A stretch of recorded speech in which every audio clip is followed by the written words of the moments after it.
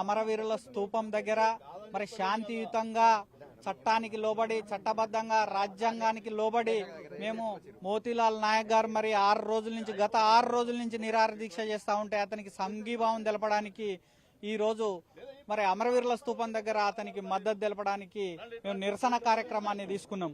ఈ నిరసన కార్యక్రమానికి వ్యతిరేకంగా పోలీసు మరి రేవంత్ రెడ్డి ప్రభుత్వంలో పోలీసు రాజ్యాన్ని నడిపిస్తూ మమ్మల్ని అక్రమంగా అరెస్టు చేసి మరి ఈ పోలీస్ స్టేషన్ కి తరలించడం జరిగింది. ఈ సందర్భంగా రేవంత్ రెడ్డి గారిని మేము ఒకటే హెచ్చరిక జారీ చేస్తా ఉన్నాం.